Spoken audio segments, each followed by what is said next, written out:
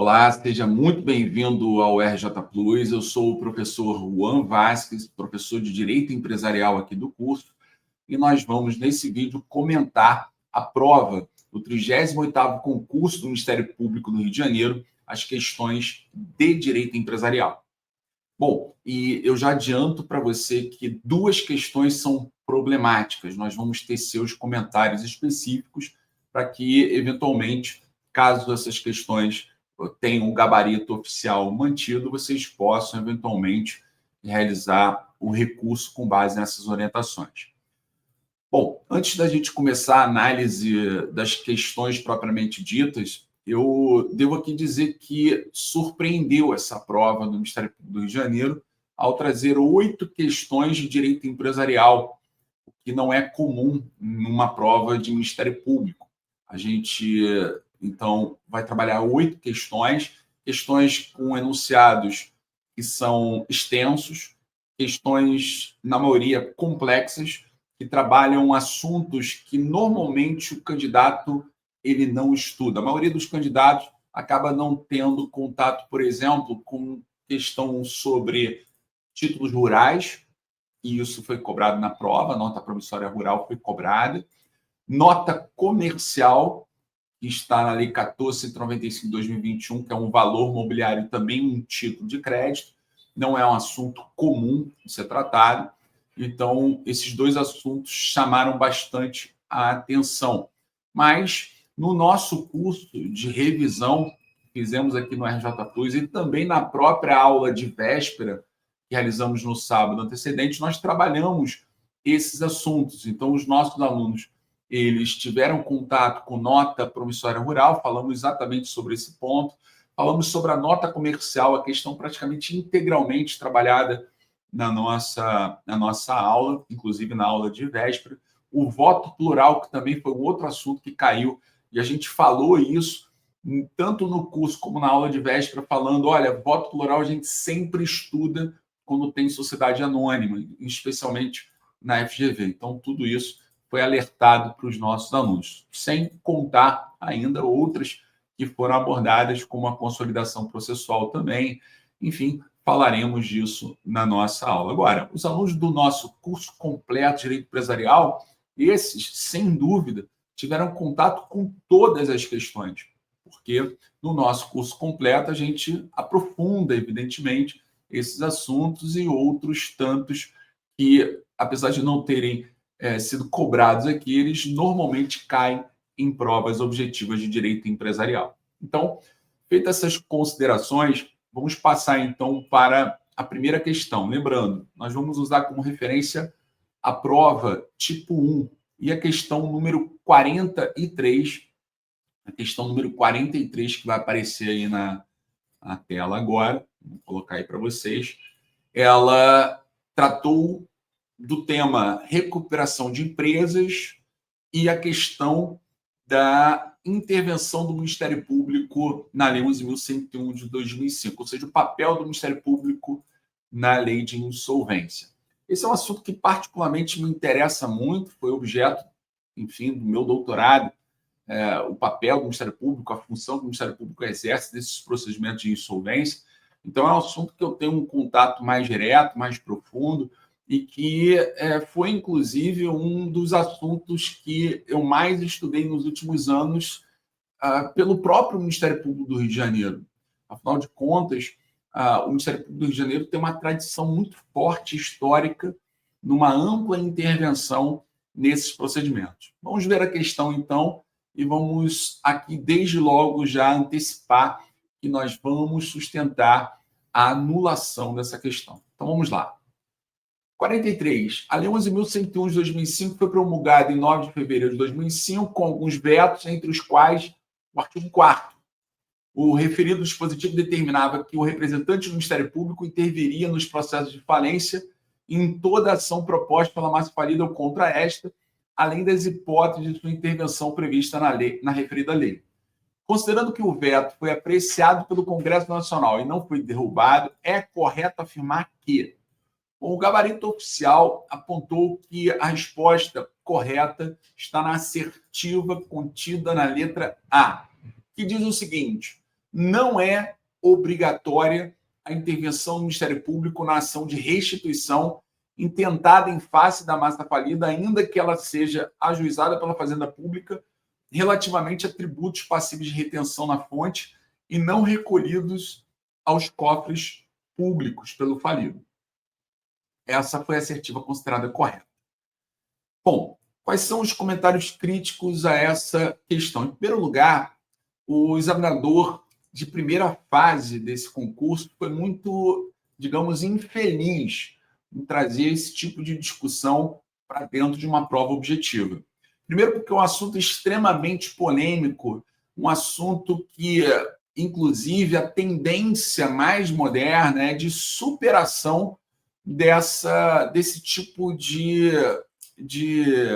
conclusão, no sentido de que o veto do artigo 4º da lei teria reduzido a intervenção do MP. Realmente, quando a lei surgiu em 2005 e quando houve esse veto, nós tivemos uma tendência inicial de concluir, inclusive na própria doutrina, no sentido de que o papel do Ministério Público teria sido reduzido, ou seja, a atuação do Ministério Público se restringiria às hipóteses nas quais a lei expressamente determina a intimação do MP. Esse assunto, no entanto, ele vem sendo superado, essa conclusão, essa corrente vem sendo superada ao longo do tempo. E o Ministério Público do Rio de Janeiro, e por isso eu falei que o examinador foi infeliz, o Ministério Público do Rio de Janeiro é o grande protagonista dessa discussão da corrente justamente contrária à que foi considerada como sendo correta. O Ministério Público do Rio de Janeiro, desde o advento da Lei 11.101 de 2005, ele sempre se posicionou de forma institucional contrariamente à ideia que está contida na letra A. Ou seja, a posição do MP do Rio de Janeiro sempre foi no sentido de que o veto ao artigo 4º em nada influenciou o papel do Ministério Público. O Ministério Público continua tendo ampla intervenção nesses procedimentos garantidos pelo Código de Processo Civil, hoje, atualmente no Código de Processo Civil de 2015, mas também no anterior, era também esse cenário, no artigo 82 do CPC de 73, agora no artigo 178, e também na Constituição, artigo 127. O Ministério Público deve intervir quando há um interesse socialmente relevante, há, portanto, justificativa para a intervenção do MP. E o Ministério Público do Rio de Janeiro, como eu dizia, desde 2005 tem uma recomendação, a chamada recomendação número 1 de 2005 da Procuradoria-Geral de Justiça.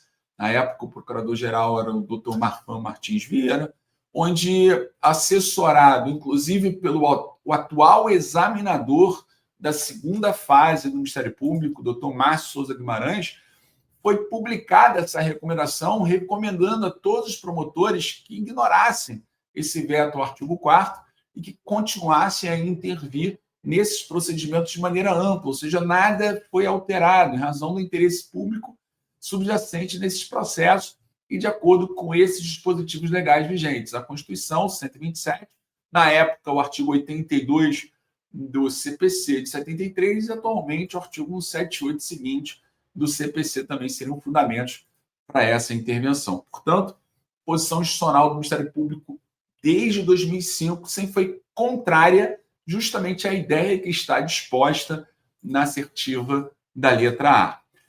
E como se não bastasse isso, também é preciso lembrar que no âmbito do Ministério Público do Rio de Janeiro existe uma deliberação do órgão especial do Colégio de Procuradores de Justiça, a de número 30 de 2011, que tratou das questões mais polêmicas a respeito da tese da intervenção do MP nesses procedimentos.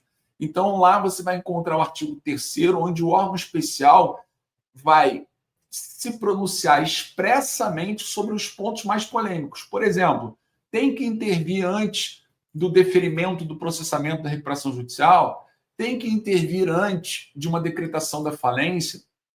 Então, nesses casos mais polêmicos, o próprio órgão especial se posicionou, dizendo tem que intervir porque há interesse público subjacente nesses processos.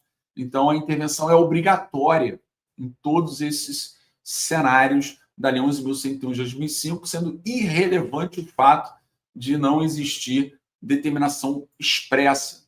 Então, essa deliberação número 30 de 2011 também pode ser utilizado como fundamento para que a gente possa aqui observar como foi infeliz o examinador de primeira fase nessa questão. Afinal de contas, ele está indo de encontro à posição institucional do Ministério Público do Rio de Janeiro. E o fato é, e isso se agrava ainda mais, porque se nós formos ao manual de atuação do promotor de justiça, ou seja, se você passa no concurso do Ministério Público do Rio de Janeiro e você vai receber esse manual de atuação, lá no manual de atuação está sustentada a ampla intervenção, inclusive nesse caso específico de pedido de restituição.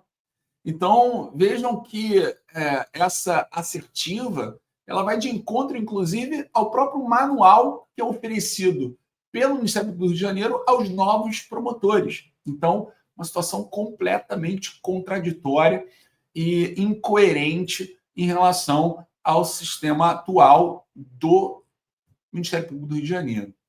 E não é só isso, é preciso dizer mais. O Ministério Público do Rio de Janeiro investiu bastante no seu papel de protagonista dessa discussão, dessa corrente, durante os trabalhos que depois resultaram na aprovação da Recomendação 102 de 2023 do Conselho Nacional do Ministério Público.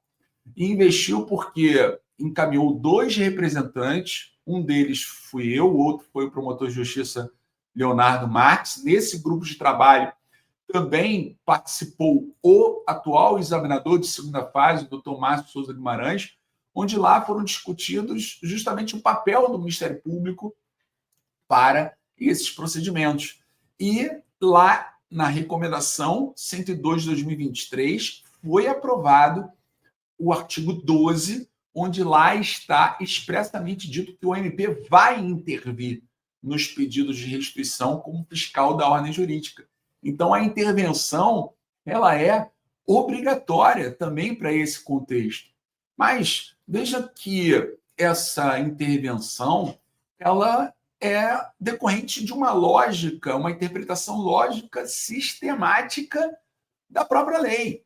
Não há como sustentar a não intervenção numa hipótese como essa, porque o pedido de restituição, que está disciplinado no artigo 85 a 93 da Lei de Falências, se procedente o pedido de restituição, haverá a saída de ativos que outrora estavam no acervo da massa falida.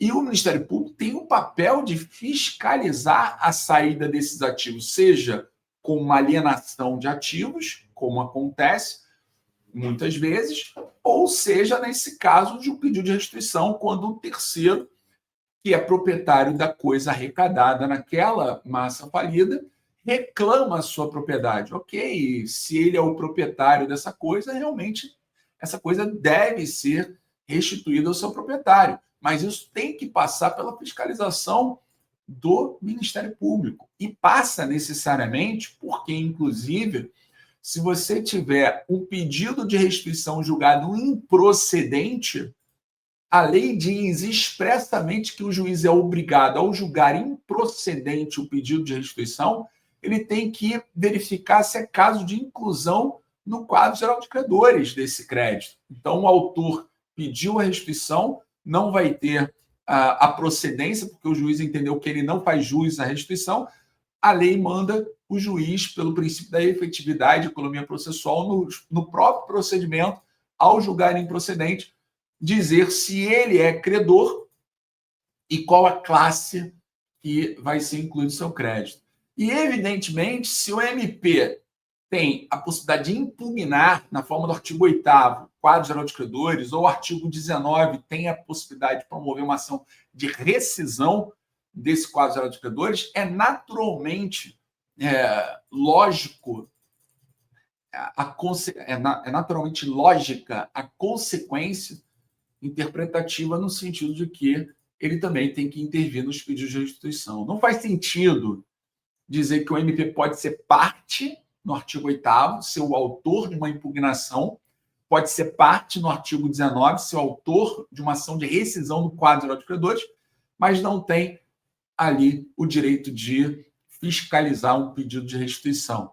Ao mesmo tempo, não faz sentido algum dizer que é necessária a intervenção do MP para fiscalização de realização de ativos, de saída de ativos, conforme artigo 142, parágrafo 7º, e dizer que o MP não precisa intervir numa hipótese de pedido de restituição. Sobretudo, como ele foi contextualizado no caso concreto, onde há, naturalmente, aqui uma prática de um crime, que é o de apropriação indébita, que é relacionada a esse tributo retido na fonte. Então, com maior razão ainda, a necessidade de intervenção. Então, me parece incoerente admitir que esta assertiva está correta diante desses argumentos. Então, me parece que o examinador desconhece esse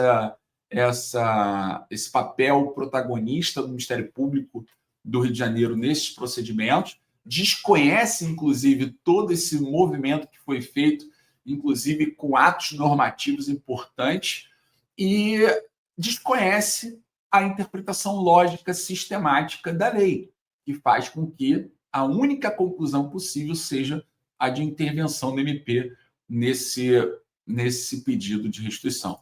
É evidente que eu conheço posições contrárias. É evidente que sabemos que essa questão da história do veto ao artigo 4º, ela continua latente. Tanto é verdade que, depois de 20 anos, ainda se lembram desse veto, que quem já foi meu aluno sabe que eu chamo de veto celebridade. Por quê? Porque você nunca se lembra de um veto, ainda mais 20 anos depois. Se aquele dispositivo foi objeto de um veto numa lei processual penal, simplesmente ele não entra em vigor, todo mundo esquece essa parte. Ninguém vai defender a redução da intervenção ou de um direito ou de uma questão processual que está prevista no CPC ou na Constituição, porque houve simplesmente um veto que, enfim, acabou acontecendo em relação ao artigo 4º. Então, nada se altera nesse sentido, pelo menos na visão do Ministério Público, que eu disse. Investiu bastante com 2 representantes que passaram 2 anos trabalhando no grupo de trabalho que deu origem à recomendação, para agora, na prova da própria instituição e contrária a tudo o que ela faz e que fará com esses promotores aprovados, aceitar um gabarito como esse, o da letra A. Então, por isso, a infelicidade. Né? Eu não estou dizendo aqui que não existe essa opção doutrinária. Existe. Grandes autores sustentam isso, mas não numa prova do Ministério Público. E mais, antes que eu me esqueça, o Ministério Público já perguntou isso no 34º concurso, na prova discursiva. E o examinador era justamente o doutor Márcio Souza Guimarães. Quer dizer, o mesmo examinador da segunda fase, que tem, inclusive, texto rebatendo justamente essa conclusão. Então, fica uma inconsistência entre uma posição adotada pela banca de primeira fase e a banca especialista indicada pelo próprio Ministério Público do Rio de Janeiro, que compõe a segunda fase. Porque todos os promotores que estão lá, junto com o doutor Márcio Souza Guimarães, entendem que há a necessidade de intervenção no pedido de restituição. Então, há uma inconsistência também nesse sentido. Questão discursiva, 5ª questão da prova discursiva, 34º concurso do Ministério Público, segunda fase, perguntou justamente sobre essa questão do veto ao artigo 4º. Vejam só que questão interessante. Então, a gente sustenta que o gabarito da letra A não pode ser considerado como correto e deve ser anulada a questão. E por que anulada? Porque não tem nenhuma outra resposta correta. Então, a letra B, ela está errada. Ela diz ali: o Ministério Público não tem legitimidade ativa e não deve intervir na ação revocatória intentada pela massa falida, exceto se ficar comprovado interesse público que o legitime a ajuizar a ação civil pública, caso a falência não tenha sido decretada. Essa hipótese está evidentemente errada, à luz do artigo 132, O MP tem legitimidade ativa, artigo 132, para promover a ação revocatória. Isso é suficiente para afastar a letra B. A letra C, por sua vez, após a publicação do quadro geral dos credores e até o encerramento da realização do ativo. Aqui está o erro na letra C. Não é até o encerramento da realização do ativo. É até o encerramento da falência ou encerramento da recuperação judicial. O MP vai ter essa legitimidade para promover a ação de rescisão do quadro geral de credores do artigo 19. Então, a letra C, portanto, está errada à luz do artigo 19 por esse cenário. Não é até o encerramento da realização do ativo. A letra D.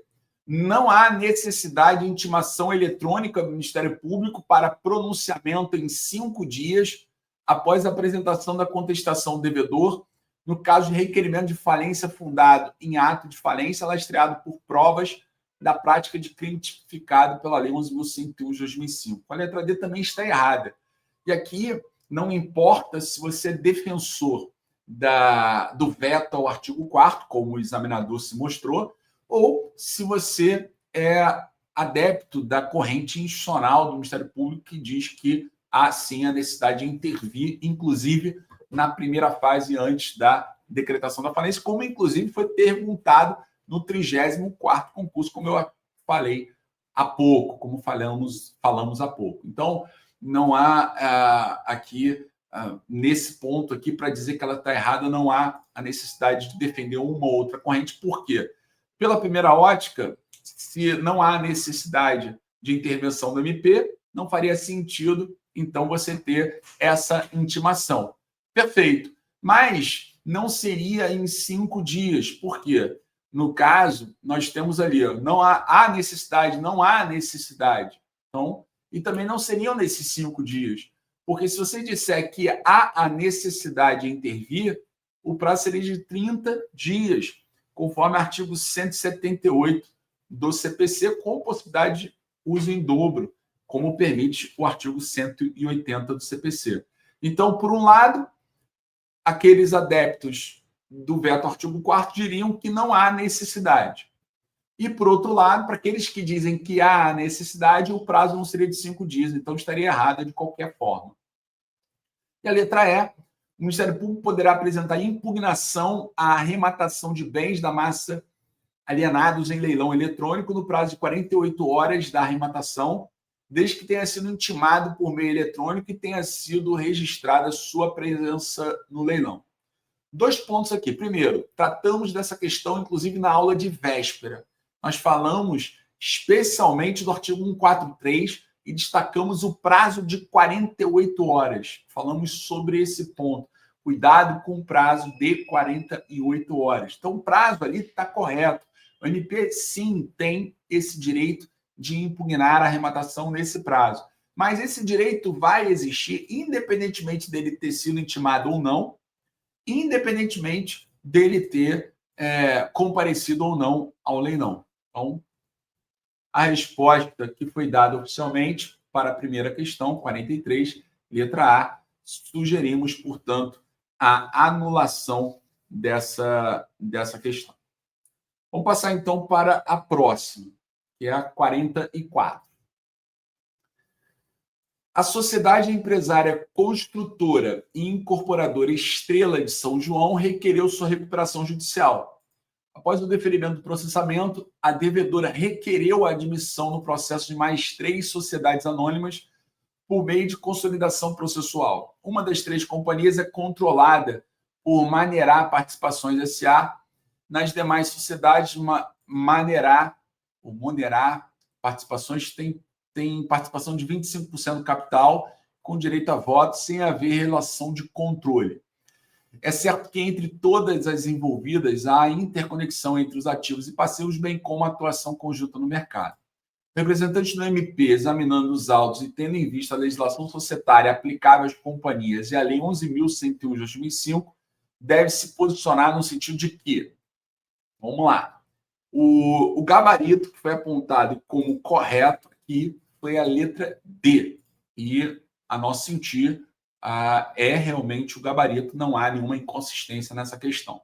Mas, para que vocês tenham informações sobre a questão, o tema que foi trabalhado na questão 44 é consolidação processual, que está previsto no artigo 69G da Lei 11.101 de 2005, e a consolidação processual é simplesmente um litígio consorciativo, quando sociedades que integram o mesmo grupo societário em comum pedem recuperação judicial em conjunto. Então, o juiz pode admitir a consolidação processual, ou seja, esse litisconsórcio. O que não necessariamente vai resultar naquilo que a gente chama de consolidação substancial. A substancial, 69J, é uma hipótese que o juiz pode, de ofício, independentemente de Assembleia Geral de Credores, decidir pela consolidação substancial, que vai resultar na unificação de ativos e passivos, ou seja, haverá um tratamento único para esse passivo e ativo de todas as sociedades. Já na consolidação processual, embora estejam juntos no mesmo processo, há ainda uma independência jurídica e financeira, há uma separação patrimonial. Tanto é que na consolidação processual, se você tem 10 pessoas jurídicas integrando o polo ativo, você vai ter que ter 10 Assembleias Geral de Credores, listas separadas de credores, cada um vai votar em relação ao crédito que tem contra determinada sociedade. Então, há uma separação nesse sentido. Bom, a letra D, então, é a correta, diz que é descabido o deferimento do pedido da requerente por não ser autorizada a consolidação processual de sociedades que não integrem o grupo controle societário comum. Isso está correto, 69G. Sendo a influência significativa presumida um indicativo de controle, não sendo a influência significativa presumida um indicativo de controle societário. Então, está perfeita, portanto, a letra D. Essa é a resposta que, enfim, foi assinalada como oficial e que nós vamos corroborar. A questão 45. Os associados do clube Doutor Loretti deliberaram a cisão do departamento de futebol do clube e transferência do seu patrimônio relacionado às atividades de futebol para a constituição de uma SAF, uma Sociedade Anônima do Futebol. Após constituição,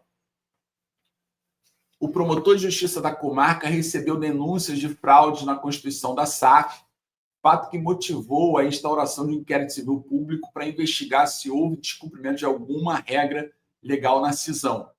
Sobre as regras que devem ser observadas na hipótese de constituição da SAF por meio de cisão do departamento de futebol do clube, assinale a afirmativa correta. Então, questão que trabalhou a Sociedade Anônima do Futebol, questão que está disciplinada na Lei 14.193 de 2021, ela trabalhou, então, com o artigo 2º e seus parágrafos, especialmente o parágrafo 1º e o parágrafo 2º. Então, as respostas vão ser encontradas ali. O gabarito é a letra C. Também não vemos nenhuma inconsistência nessa questão. Então, a SAF, letra C, a SAF emitirá obrigatoriamente ações ordinárias da classe A para subscrição exclusivamente pelo clube, enquanto elas corresponderem a pelo menos 10% do capital social votante ou do capital social total. O voto afirmativo de seu titular na Assembleia Geral será a condição necessária para a deliberação sobre a sua dissolução. Essa hipótese vocês vão encontrar no artigo 2º, parágrafo 2º, inciso 7, e também no parágrafo 3º da Lei 14.193 de 2021. Lembrando que na letra A, ela está errada, a letra A está errada, a certa, portanto, é a letra C, né? E a letra A está errada à luz do artigo 2º, parágrafos 1º e 2º. A sucessão é automática e obrigatória, não sendo possível afastá-la no protocolo de cisão. A letra B, artigo 2º, parágrafo 2º, inciso 3º. Os bens e direitos serão transferidos à Sociedade Anônima de Futebol em definitivo a termo, conforme estabelecido em contrato. A letra D também está errada, artigo 2º, parágrafo 2º, inciso 6º. O clube ou pessoa jurídica original não poderá participar direto ou indiretamente de competições profissionais de futebol, sendo a participação prerrogativa da SAF por ele constituída. Aqui, ao contrário do que prevê a letra D, assertiva da letra D, não há essa exceção, não existe a exceção. Tá? E a letra E, artigo 2º, parágrafo 2º, inciso 4º, então, nós temos ali, inclusive, aqueles de natureza pública. Então, não é exceto se os credores forem de direito público, não. É, inclusive, aqueles de natureza pública. Cuidado aí, portanto, questão letra C. Não vemos aqui possibilidade de anulação. Questão 46. Essa questão também é muito polêmica, assim como a 43, a 46, ela desperta uma polêmica. Aqui, a gente vai defender duas hipóteses, ou a anulação da questão ou a alteração do seu gabarito para a letra C. Foi dado como gabarito a letra E, o gabarito oficial é a letra E.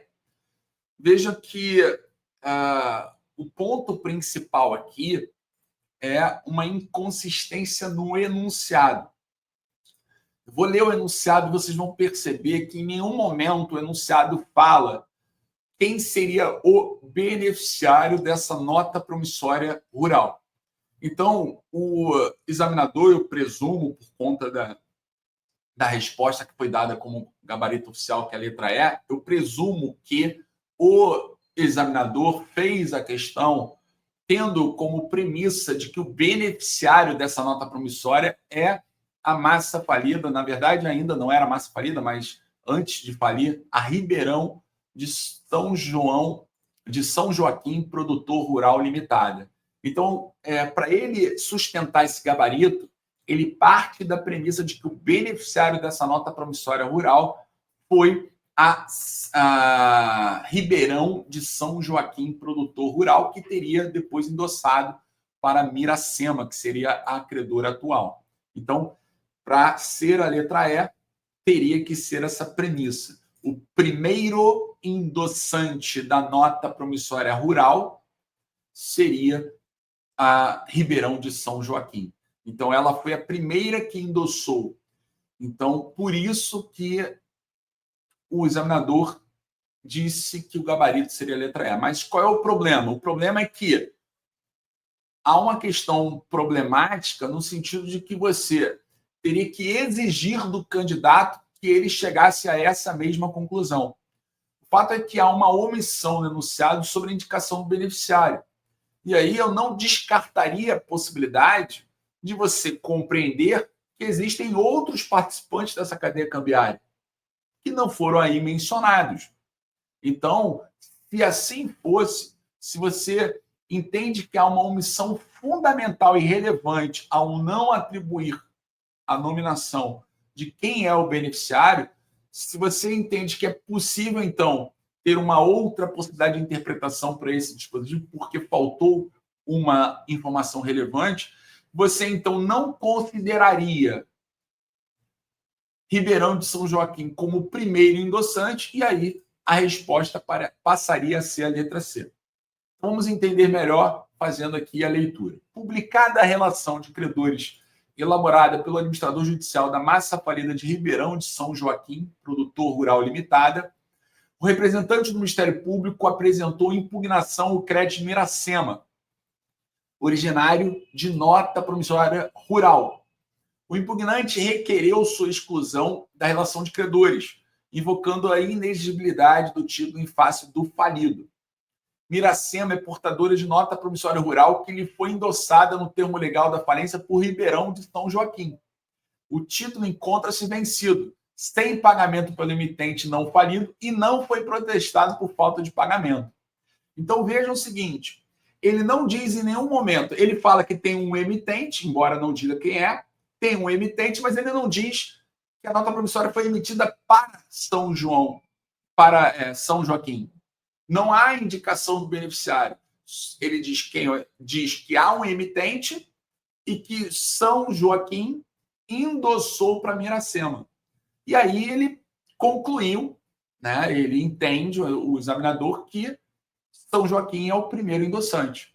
E como ele é o primeiro endossante, a gente tem a regra que está indicada no 60, parágrafo 2º. O 60, parágrafo 2º do DL 167 de 67 diz que o primeiro endossante não tem responsabilidade. Então, por isso que a letra E estaria certa se tivesse ali afirmado de maneira categórica que São Joaquim é realmente o primeiro endossante, ou seja, que ele é o beneficiário da nota promissória rural e foi o primeiro a endossar para Miracema.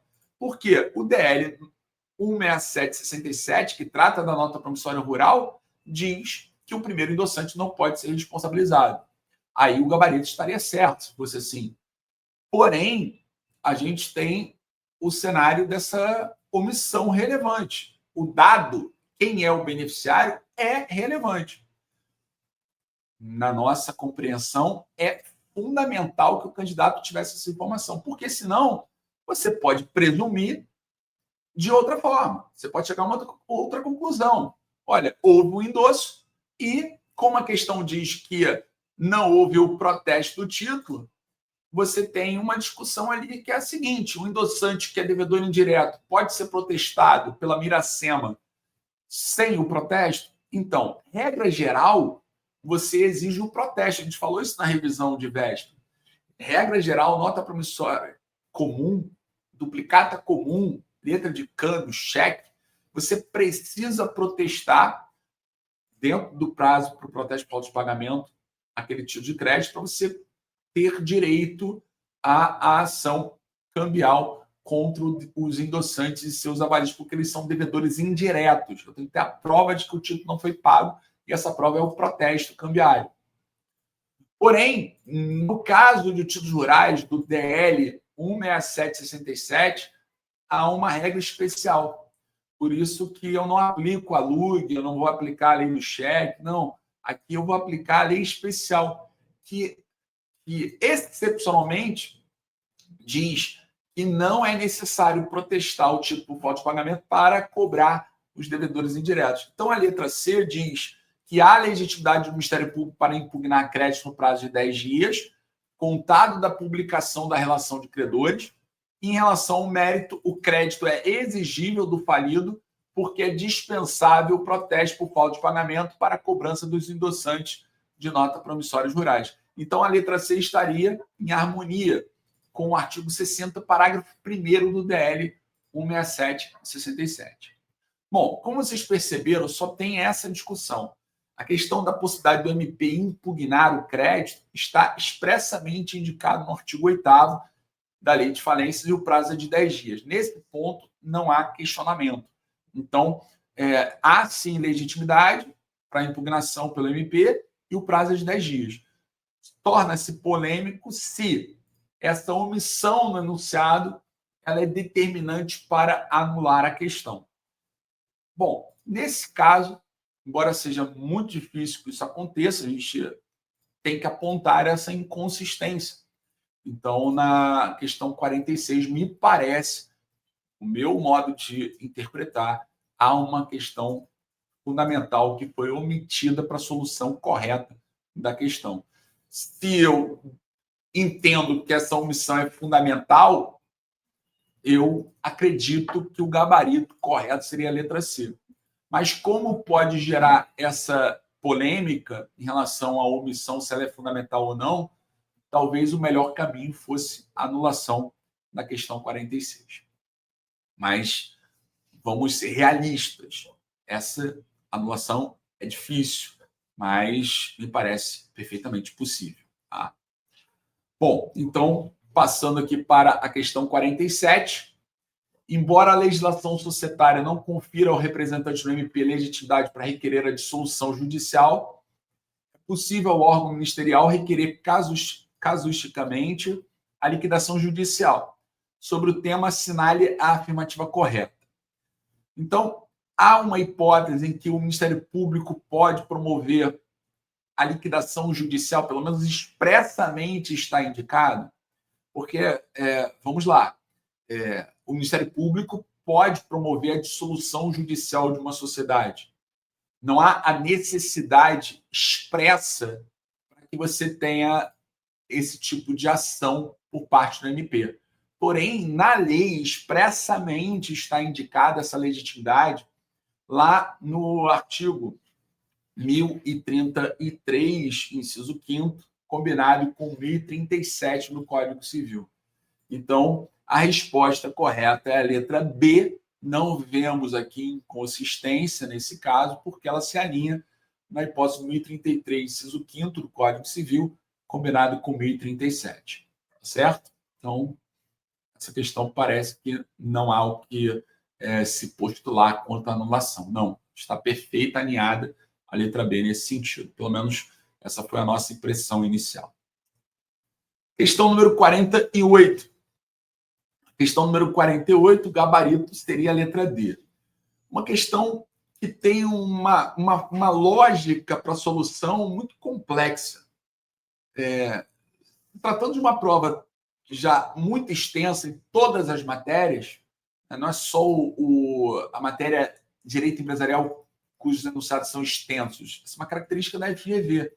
Se torna muito difícil realizar no dia uma questão como essa. Você tem que entender essa lógica do enunciado que foi aqui proposto, e ela não é uma lógica tão fácil de ser compreendida quando você só tem 3 minutos, 2 minutos que está para resolver uma questão como essa. Não é uma metodologia que me parece adequada para se implementar em provas objetivas, mas aqui foi perguntado dessa forma. Vejam só a questão. Maria, membro do Ministério Público com exercício na Promotoria de Defesa do Consumidor, recebeu denúncias de irregularidades de investidores que se sentiram lesados com a emissão de notas comerciais em oferta privada por parte de Sociedade de Imóveis Renascença Limitada. As denúncias apontam o descumprimento das normas legais sobre a nota comercial, tais como 1. A utilização como valor mobiliário. 2. A emissão por parte de sociedade limitada. 3. A previsão de conversão dos títulos em cotas do capital social. 4. A deliberação sobre a emissão aprovada pela Assembleia dos Sócios por quórum de mais de 3/4 do capital. E 5. Se o termo de emissão previu que a alteração das características dos títulos dependerá da aprovação de maioria simples dos titulares de notas comerciais em circulação presentes em Assembleia Especial. Agora, o que surpreende é que você não tem que julgar propriamente o item 1, 2, 3, 4, 5. Você tem que agora fazer uma nova interpretação. Vejam o que ele diz. De todos os aspectos apontados, assinale a opção que indica o único que afronta a lei. Então, se fosse friamente olhar para o item 1 e dizer se ele afronta a lei ou não, seria fácil. A utilização como valor mobiliário. A gente viu, inclusive durante a revisão de sábado, véspera da prova, a gente falou sobre a nota comercial. Eu fui muito claro com vocês. Olha, isso é um tema que a gente aposta, porque a nota comercial, além de ser um título de crédito, é um valor mobiliário. Está previsto no artigo 45 da Lei 14.195 de 2021. A nota comercial, eu expliquei isso durante, inclusive, não só na aula de véspera, mas na própria revisão de primeira fase. A gente viu o 45, eu expliquei para vocês a essência da nota comercial. A nota comercial é muito parecida com as debêntures.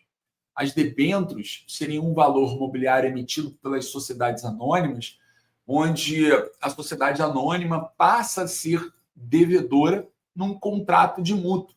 Na essência, o que nós temos é um contrato de mútuo nas debêntures, na emissão de debêntures. O debenturista, ele vai ser o credor e a sociedade anônima vai ser a devedora. Ela faz uma captação de financiamento, ela pede dinheiro emprestado e, em troca, ela garante que haverá a devolução desses valores com juros e correção conforme a escritura de emissão a longo prazo. Nas debêntures, normalmente seria a longo prazo, 5 anos.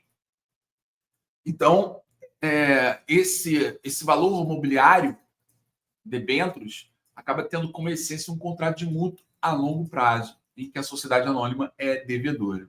Agora, quando a gente trabalha a nota comercial, esse é um ponto importante, a nota comercial ela pode ser emitida por sociedade limitada, ela pode ser emitida por sociedade cooperativa, ela pode ser emitida por sociedade anônima.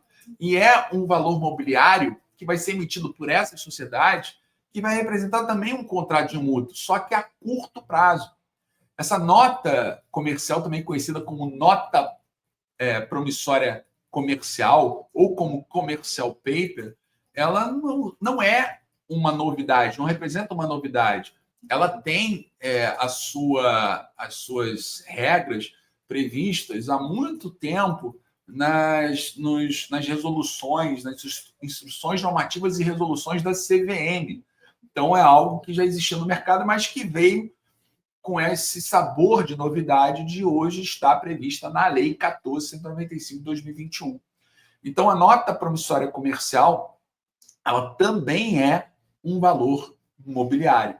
Ela só pode ser emitida de forma escritural, como a gente disse em prova, ela é um título em aula, é um título executivo extrajudicial, e essa oferta ela pode ser pública, ela pode ser privada, e quando é uma oferta privada, ela pode ser conversível em cotas. Ela nunca, jamais pode ser conversível em ações, mas pode ser conversível em cotas. Você deve se lembrar da nossa aula sobre isso, inclusive na revisão de véspera.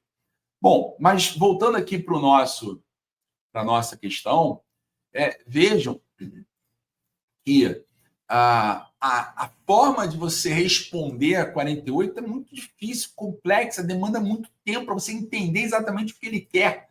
Quando ele fala assim, o único que afronta a lei, de todos os aspectos, o único que afronta a lei, aí ele começa na letra A, o 5.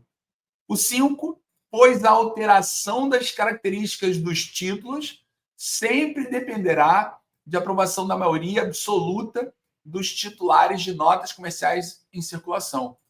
Só que o 5, como ele está escrito ali, ó, se o termo de emissão previu que a alteração das características dos títulos dependerá de aprovação da maioria simples dos titulares de notas comerciais. Vejam que a alteração das características, conforme o artigo 47, parágrafo 2º, já se dá como regra como maioria simples, o que poderia ser alterado, mas não é, a maioria absoluta só poderia existir se tivesse sido inserido especialmente, né? Então, a letra A, ela está errada, não por conta do inciso 5º, ou desse item 5, melhor dizendo. O item 5, ele está certo, mas a justificativa da letra A é que está errada. Isso enfim, é muito complicado de você resolver naquela hora ali da prova. Muito difícil acertar essa questão. Por quê? Não porque ela seja complexa, não há dificuldade. É a forma como ela foi cobrada. Enfim, torna a questão extremamente difícil de ser realizada num tempo muito exíguo que vocês têm. Por quê? A letra A, qual é o problema? Por que ela está errada e não deve ser marcada? Não é porque o item 5, como ele está ali redigido, está errado. Não. O item 5 ele está certo, porque ele vai ao encontro do artigo 47, parágrafo 2º. O problema da letra A é a justificativa que foi utilizada, pois a alteração das características sempre dependerá da aprovação de uma maioria absoluta. Não. É exatamente como está no item 5, 47, parágrafo 2º. Difícil, né? Depois você diz aí se você fez essa prova, se você entendeu aí a lógica desse tipo de questão. Letra B. O item 2 afronta a lei. O item 2, ele diz que o item 2 afronta a lei, pois a nota comercial é título de emissão privativa de sociedades anônimas e sociedades cooperativas que tenham por atividade a produção, a comercialização, o beneficiamento ou a industrialização de produtos ou insumos agropecuários ou de máquinas e implementos usados na atividade agropecuária. Então, o item 2 ele diz emissão por parte de sociedade limitada. O item 2 está certo, pode ser emitido por sociedade limitada, como diz o artigo 46. O artigo 46, portanto, vai dizer que é possível a emissão por parte de sociedade limitada. Então, a letra B está errada. Tá? Então, a letra B, não, o item 2 não afronta a lei e a justificativa que está ali indicada está errada. Letra C. O item 1 afronta a lei, pois a nota comercial é exclusivamente título de crédito representativo de promessa de pagamento em dinheiro a prazo, diferentemente da nota promissória para distribuição pública, que é simultaneamente título de crédito de valor mobiliário. Então, a letra C, ela diz que o item 1 afronta a lei, o item 1 diz a utilização como valor mobiliário. Artigo 45 é título de crédito e é valor mobiliário. Então, a letra C está errada, inclusive a justificativa também está errada. Então, a letra C, o item 1, ele não afronta a lei e a justificativa ali indicada está errada. A letra D, então, foi considerada como certa. O item 4, a deliberação sobre a emissão aprovada pela Assembleia dos Sócios por quórum de maioria de 3/4 do capital social. Então, o item 4. O item 4 diz, pois a deliberação sobre a emissão é de competência do órgão de administração da sociedade, quando houver, ou do seu administrador. Então, o item 4 realmente está errado e a justificativa usada ali no item 4 está correta, tá? À luz do artigo 46, parágrafo único. E a letra E, o item 3, pois a nota comercial é título não conversível em cotas ou ações de livre negociação, tanto nas colocações no mercado em oferta pública quanto na oferta privada. E o item 3, ele diz assim, a previsão de conversão dos títulos em cotas de capital social.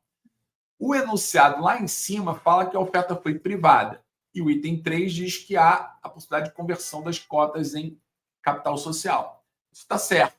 Essa conversibilidade da nota comercial em cotas na oferta privada é admitida tanto no 45 como no 51, parágrafo 2º. Não se admite a conversibilidade em ações nunca. E a conversibilidade é admitida em cotas quando for oferta privada. Então, letra E está errada. Então, marcamos aí o gabarito, letra D. Questão chatinha essa, né? Depois você me passa aí seus comentários aí sobre o que vocês acharam dessa questão. Questão 49. Questão 49 sobre insolvência transnacional. A gente tem o nosso curso completo de Direito Empresarial, uma aula específica sobre insolvência transnacional, que é a nossa aula número 23 do nosso modo de insolvência. Então, nenhuma surpresa para os nossos alunos. Insolvência transnacional, inclusive a questão que caiu é bem simples, uma questão justa. Esse tipo de questão é uma questão extremamente justa. Né?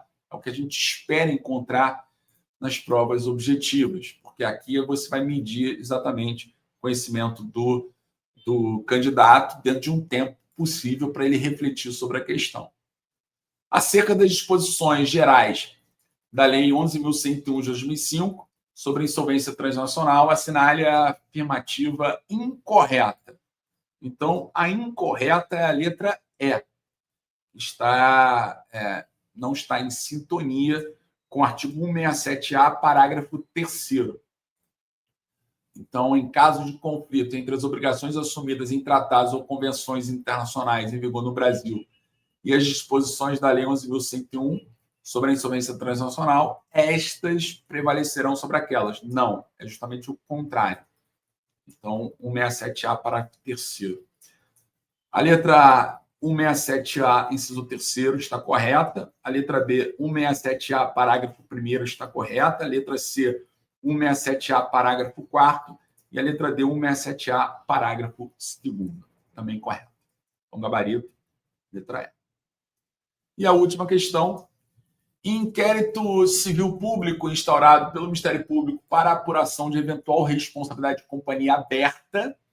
Um dos aspectos sob investigação é a adoção de voto plural e seus efeitos para a negociação das ações em mercados organizados de valores imobiliários. Haverá ilicitude se ficar comprovado que... Bom, o tema aqui é o voto plural nas sociedades anônimas, tema que a gente destacou bastante, inclusive na nossa aula de véspera. A questão do voto plural, inclusive eu falei para vocês, olha, a gente vai falar de alguns parágrafos aqui, mas vocês têm que ler todos os demais parágrafos que tratam do voto plural, porque realmente é um tema importante. Pode cair em prova, e caiu. Alguns dos parágrafos que nós trabalhamos foram cobrados aqui. Mas vamos então ao gabarito. O gabarito seria a letra A. Então a ilicitude estaria na letra A, que diz o seguinte: o voto plural foi adotado na votação da Assembleia Geral de Acionistas, que deliberou sobre a remuneração de membros do Conselho de Administração para os exercícios sociais de 2024 e 2025. Particularmente, nós batemos nesse ponto específico na aula de véspera e no nosso curso de revisão. Nós falamos, voto plural, pessoal, lembre-se do 110A, parágrafo 12, inciso 1º. Ainda que tenha voto plural, ele não pode ser usado para assembleias onde sejam deliberadas a remuneração dos membros do Conselho de Administração. E falamos também da outra hipótese, que é aquela questão de partes relacionadas. Então, essa questão aí foi direta ao ponto. E se você soubesse apenas disso, se você se lembrasse apenas da nossa aula, você mataria a questão, porque você sabe que o voto plural não pode ser usado na remuneração de membros da administração. Então, está correto, gabarito, letra A. Letra B. Houve alteração das características de classe das ações ordinárias, contribuição de voto plural, após o início da negociação das ações em bolsas de valores para reduzir os respectivos direitos ou vantagens dos titulares. Onde está o erro aqui? Na verdade, o 110A, parágrafo 5º, que nós também trabalhamos na aula de véspera e fomos muito incisivos, nós dissemos o seguinte, olha, depois que adotou o voto plural, depois que começou a negociar valores imobiliários, ações ou valores imobiliários conversíveis em ações, por exemplo, debêntures conversíveis em ações no mercado de capitais, não podem mais serem alteradas as características dessas classes de ações ordinárias com voto plural. Aí eu disse assim, só tem uma única exceção. A única exceção é para reduzir. Então, pessoal, cuidado, quando for para reduzir, eu posso alterar as características. Fizemos, inclusive, um exemplo na aula. Então, a letra B, 110A, parágrafo 5º, errado.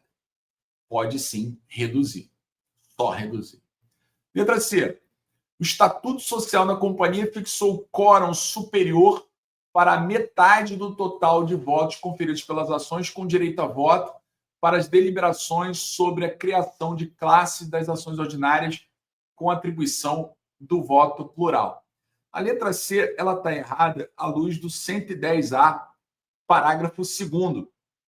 Vejam que nós temos ali a possibilidade de retirada. Então, essa possibilidade de retirada, portanto, é admitida no 110A, parágrafo 2º, para aqueles acionistas dissidentes. Letra D. Aliás, letra E, perdão. O voto plural atribuído às ações ordinárias teve prazo de vigência de 5 anos. Mas em caso de a companhia requerer e ter deferido o processamento de sua recuperação judicial, ou em caso de decretação de sua falência, foi estipulado seu fim antecipado. Então, vejam, a letra D, a letra C, a letra D e a letra E, assim como nós já mencionamos ali a letra B, elas estão corretas, são possibilidades, não há ilicitude. Então, a letra D não tem ilicitude, porque é possível essa hipótese, como está escrita no 110A, parágrafo 2º.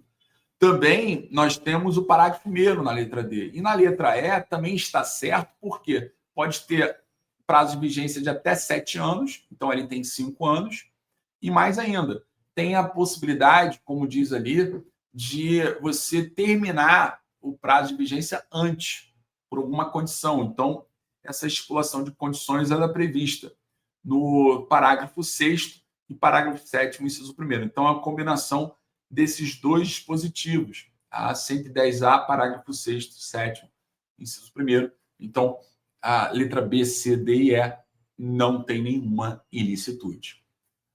Bom, pessoal, terminamos aqui, então, a nossa abordagem, os nossos comentários sobre essa prova do Ministério Público. Como vocês tiveram a oportunidade de perceber, eu acredito que vocês também tenham tido essa impressão, uma prova difícil, uma prova que, sobretudo, exigiu muito dos candidatos em relação aos enunciados complexos. Vimos que a maioria das questões foi sobre a Lei 11.101 de 2005, Direito Societário, como a gente mencionou durante o nosso curso. E tivemos a felicidade também de apontar dois cenários que normalmente os alunos não estudam. Eu não sei se é o seu caso. Você já tinha estudado a nota comercial, já tinha estudado a nota promissória rural, mas com esses detalhamentos, ou seja, se preparando para a primeira fase de um concurso da FGV? Então, a gente, quando prepara os nossos cursos, a gente tem primeiro um carinho muito grande com os nossos alunos, a gente nunca, jamais esquece que a gente também foi candidato, embora no meu caso eu fui candidato há muitos anos, né?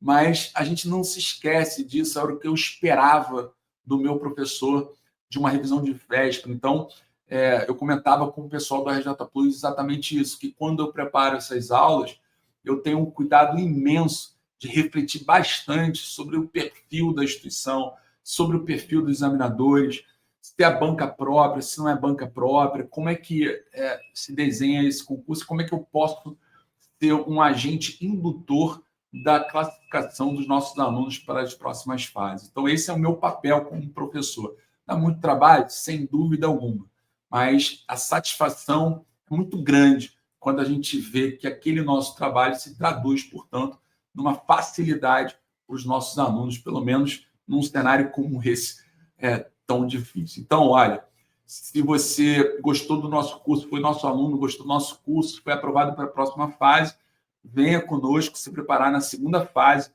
do Ministério Público do Rio de Janeiro.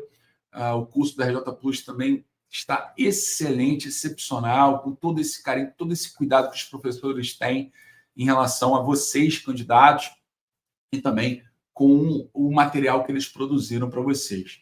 Outro ponto também importante, se você gostou das minhas explicações, gostou das minhas aulas, quer conhecer mais o meu trabalho, não deixa de conhecer o nosso curso completo de Direito Empresarial, porque a gente muitas vezes consegue ajudá-los nessa preparação de véspera. A gente tem essa felicidade, como aconteceu nesse curso, mas o ideal é que você se prepare o quanto antes e venha acabar com esse mito que direito empresarial é complexo. Então, vem estudar conosco aqui no RJ Plus e vamos juntos, então, superar essa barreira do direito empresarial nos concursos públicos. Esse é uma missão que a gente tem. Eu vou ficar muito feliz se você vier estudar conosco aqui no RJ Plus, tá bom? Grande abraço, bons estudos. Espero que você tenha tido a felicidade de passar e espero que essas informações que eu trouxe a respeito dessas duas questões possam, eventualmente, serem usadas para uma eventual anulação, se for o caso, e que aqueles que não tenham tido aprovação inicial possam, com essas questões, ou pelo menos com uma questão anulada, passar para a segunda fase desse concurso, tá bom? É isso, pessoal. Muito obrigado aí pela paciência de vocês. Bons estudos e até a próxima.